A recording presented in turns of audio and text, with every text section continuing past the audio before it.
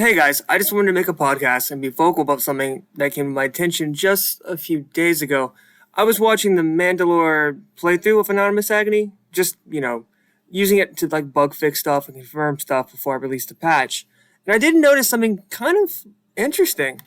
One of the old devs, and I will specify ahead of time, the only amount of devs we had about four of us. There were about four of us working on the main stuff.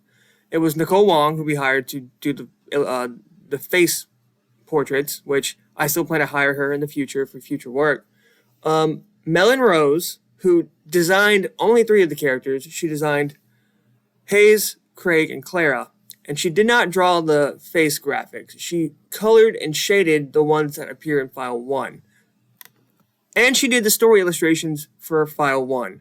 Of course, moving on, I will be getting a different artist to do those illustration scenes, and I'll probably be getting I'll probably be getting a different person to color and shade, like recolor and shade the dialogue portraits just so they're consistent, but still, themed pretty similarly. Honestly, somebody uploaded a video of the chat in Mandalore's stream, and I noticed that she actually leaked she shared the open game folders from the Google Drive. Now, I'm pretty sure this isn't old.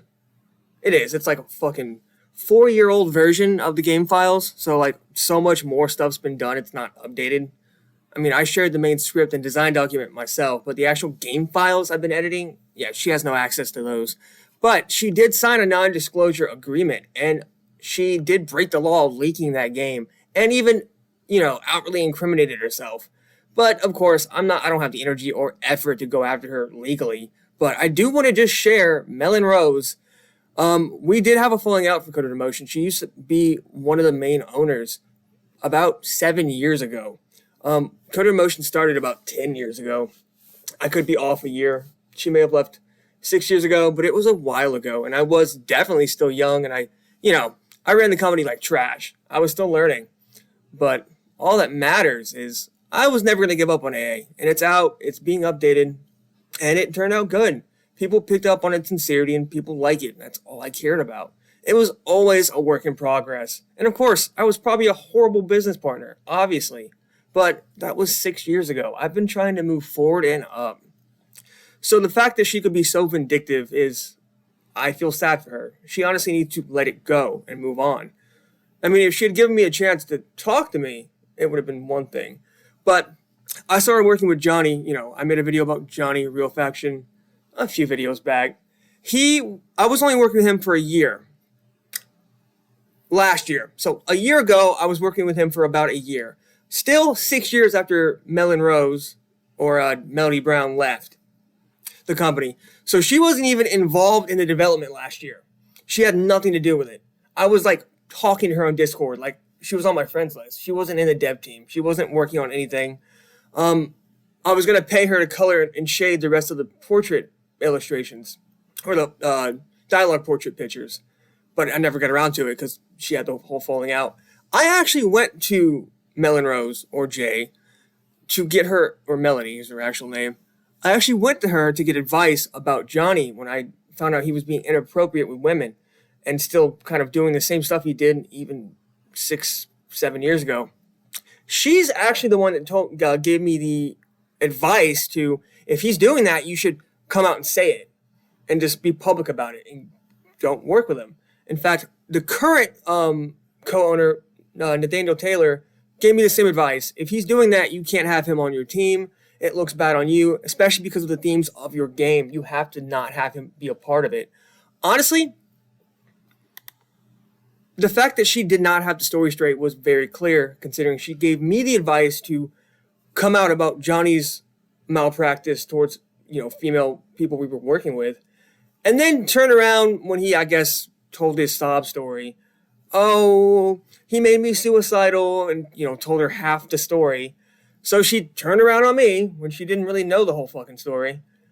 It was immaturity. But the point of it is, I hate to say this because Jay was an amazing artist. Melody was an amazing artist. But if she's going to be this unprofessional over a 6-year-old bad business partnership, which was not, it's not like I did it intentionally. I was a teenager, for God's sake. But she leaked the whole game's files. She tried to, just, for meanness sake. But she violated a contract that she signed. And it's extremely unprofessional. So I just warn anybody working with her professionally. She did go on, to continue to say, oh, Jake promised us royalties and didn't pay us anything. And in my, pretty sure, the video before last, I showed you guys the Steam stats. I showed you guys how much money the game has made. And it's only paid out twice. It's only paid out 2 times. And I looked up how other companies pay out royalties, and it's usually every 6 months after they get a threshold. I've been actually talking to lots of the team now and getting their payment info and seeing how they want that done. Because, like I said, Steam doesn't pay me out until I get $500. In fact, I don't even think Steam paid me out twice. I think it was only 1 time. But, like I said, it doesn't even pay out until a threshold. I'm pretty sure before the Mandalore video, it was at like $460. Steam takes out 30% of the entire sales. So, Coded Emotion gets 70%, and they take out 30 first. So, yeah, I'm pretty sure, it was under the $500 threshold. So, Steam only paid me out 1 time, about 2 days before Thanksgiving. So, it just came. So, of course, nobody got royalty payment. It hadn't made any money yet. And she also goes on to say that I made poor business investments by, making a CD burner, that could burn actual covers to the CDs and DVDs because, she says it was a poor business decision, but the Kickstarter rewards promise physical copies. So it was me being accountable to what I promised. It was not a bad business decision. It was something I had to buy. Regardless, I'll tell it to you flat out. I was a crappy business owner back when I was 17, but I had love and passion for what I did, and that shone through. And another funny thing, and I should be sharing a screenshot from her saying this right now. She says I made the video about Johnny being vindictive, but honestly, I didn't even bother with him. He made the video about me 3 years ago. It was, I think, 2.5 to 3 years ago. After I fired him because of what he did, after he warped the story to suit his own needs, he made that video to try to defame me because he was mad that he couldn't work on AA anymore. The entire time he was working on Anonymous Agony, he kept posting on 4chan, trying to advertise his game that he has barely started, that had nothing. I'm almost sure he was at least partly trying to piggyback off AA's success. So of course he got mad when I fired him. Who wouldn't be? But he made that video. She says here I'm trying to, smear somebody's reputation and try to get attention. No, I simply responded to a video Johnny made 2 years ago. The only thing I did wrong was not responding immediately. I don't like participating in drama. Honestly, people that are the most full of shit usually scream the loudest. But I had lots of friends tell me, Jake, you should defend yourself. I mean, sure, there's lots of people still playing AA, and they can tell it's a sincerely written game with passion. And I know that's all you care about, but, just for your own integrity, you should make a response and speak about what actually happened publicly. So that's what I'm doing.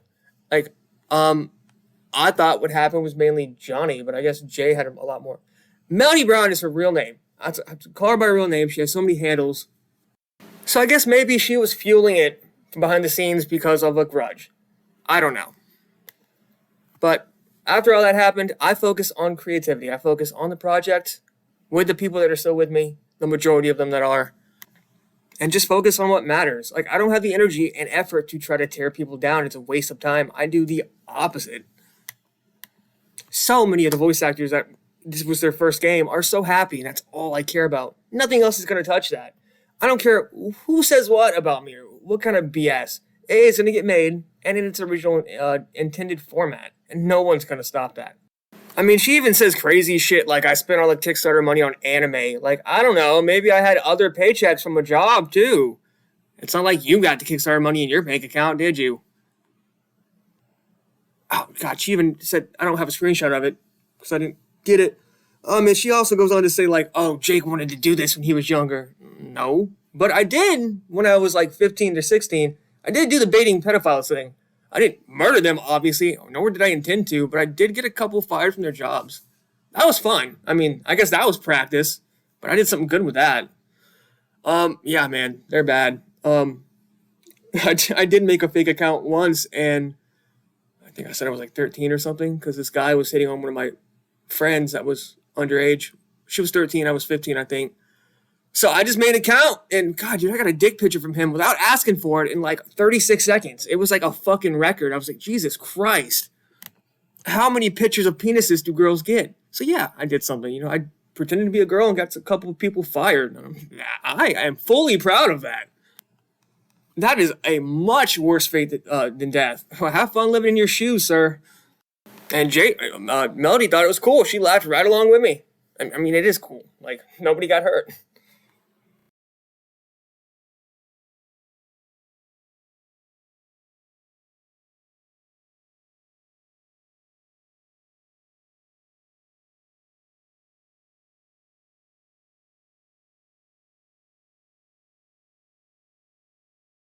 But if she's going to be vindictive because something I worked my ass off on, and you know, she worked hard on too, but because she's so bitter towards me, and she doesn't have, you know, she never had the clear story, and she's going to try to leak official game files when she signed a contract. So she broke a law, she violated it, and it's completely, absolutely unprofessional. So I have to just warn anybody from actually working with her professionally. And it's a shame because she is an amazing artist, but I guess I matured and she kind of matured down, which it happens to some people. But you can't be vindictive and hateful towards people, even people that have wronged you in the past, accidentally or purposely, because it'll just... Holding grudges decays you from the inside out, man. It's not even worth it. But when you're going to attack when you're going to try to hurt a project like that, so many people put their heart and soul into, like almost all the voice actors are coming back. I just messaged most of them. The main face portrait artist is coming back. Most of the team is still intact. That matters. I'm the only person that worked in the engine, like I said, minus me teaching Johnny to make scenes initially before I had to let him go. But I'm sorry, it's just not acceptable for you to attack a project that has copyright. Every Anonymous Agony file is copyrighted in my name. I'm going to pull it up and add it to this video on top of screen caps of Melody actually sharing the Google Drive folder. Like I said, absolutely unprofessional, and it's a sincere warning against anybody to work with her. Because, yeah, that's just unprofessional in every aspect. Not to mention it damages the reputations of all the actors that are so excited that AA is finally blowing up. For a lot of the actors, this was their first project. That's why Dr. Samson River Canoff decided to come back, because this was his first big project, I'm pretty sure.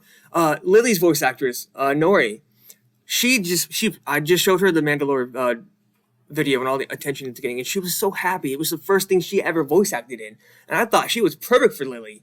But when you go after a project that so many people put their hearts and souls into over a personal grudge, it's immature and it's gross. And if anything, that should bar you from working professionally in the future.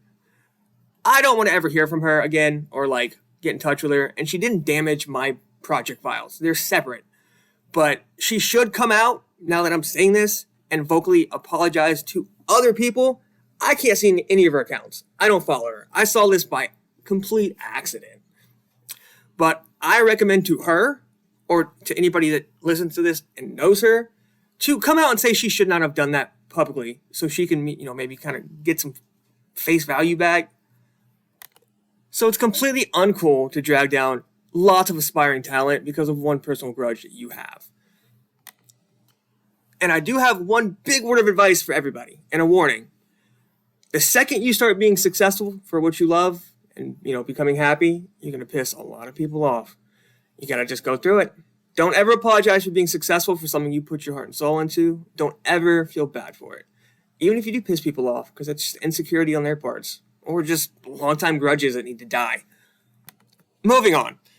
Man, since I watched that whole Mandalore playthrough, I think I died laughing more than I ever have before. More than I fucking ever have. That Lowry chat had so many memes in it that I lost my shit during. It was insane to me. Like, my voice is actually scratchy because I've been laughing for 4 hours. And I do also want to specify one thing. During the stream, they mentioned when Hayes in File 1, when he was watching those VHS tapes that he took out of the box, or out of the closet, those were not the first victim's tapes.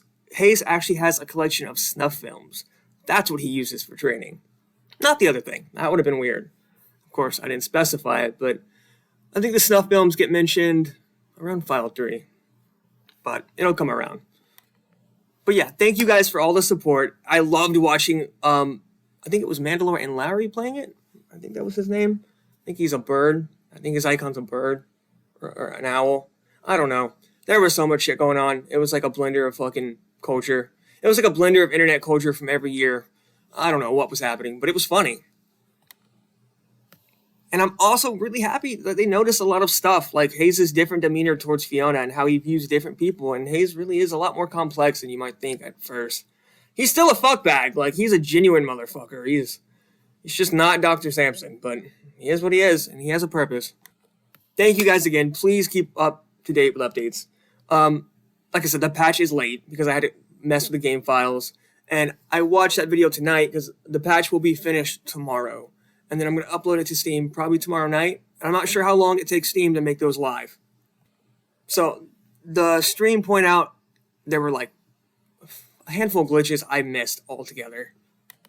Plus I added some things just for fun. So that'll be popping up. It'll be uploaded to Steam tomorrow night. And whenever they decide to release it, which I think should be instant, it'll be up. But above all, I'm going to just, repeat myself from previous podcasts.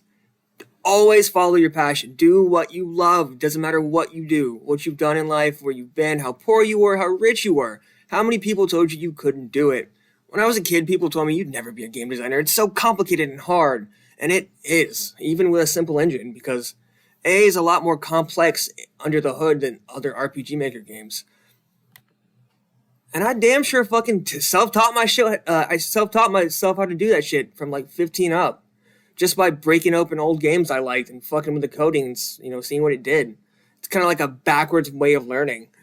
But it was really effective for me, and it might be effective for you too. So if you're interested in game design and you don't know where to start, and you can't afford college or anything, or you just want to, get a head start, get one of your favorite games. Open up the coding and start, fucking with lines. Start changing lines and seeing what you can get to happen. You'll be surprised how much you can learn right there in the middle.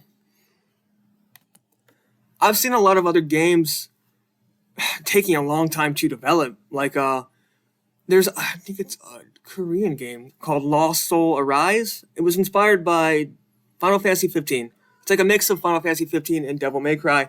IGN just released a new gameplay video of it. When he started that development 10 years ago, he was doing that by himself. And now he has a whole team. And then I told you another RPG Maker game that came out was Omori. I started making AA as soon as Omori released its first footage and information. And I was enamored with it. It looked so interesting. Like, the initial theme song they used was so catchy. I wanted to know more about the story in this world. Like, I followed that development every step of the way. I kind of felt like a brotherly bond with that developer, even though I never talked to them. It was just nice seeing somebody else work their way up. And it does make me feel better that it took those people also like 10 fucking years, which is, oh man, I lost a lot of time. I always wanted to make it faster, but it's a learning curve. I'm just happy I'm halfway done with it. It feels really good to be even in the middle of it. Of course, because of all the complicated shit that happens later, I had to stop and teach myself more stuff. But I'm finding out I'm learning a lot faster now than I did as a kid. Yeah, they do say your brain doesn't develop fully until you're 25, so maybe my brain was just undeveloped. Whatever, regardless, I'm learning shit faster. Like, when I try to figure out how to do something, it's clicking a lot easier, which I appreciate. Thank you, Evolution, for the, completely developed brain. Appreciate it. You could have gave it to me earlier. It would have been great.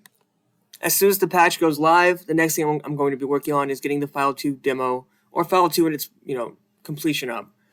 I'm not going to release File 2 until the voice actors are at least done recording File 2, but I'm not opposed to releasing a free unvoiced demo while I wait for the actors to record, up until the first exploration day. So I'll do that at the very least. I forgot about the funniest picture. Until next time. One. You're an idiot. It's a fictional story. You know how many stories are happy pre-Christmas? Happy Black Friday. For God's sake, the full script almost is public. The intentions of the story are pretty obvious, for anybody that reads it. Saturday. God, dude. Bye. Don't waste your energy smearing people's reputations just because you're fucking mad at them for 6 years ago. Get over it. Man, eat a fucking giant pretzel and be happy. Oh, and apparently the whole fake loading screen rumor also came from Melody Brown, or Melynn. Well, first of all, dumbass that never even opened the engine or knew how to fucking work it. The loading screens aren't fake. They mask the map's layers lining up. Because RPG Maker VX Ace can do this. VX Ace can't layer maps very well.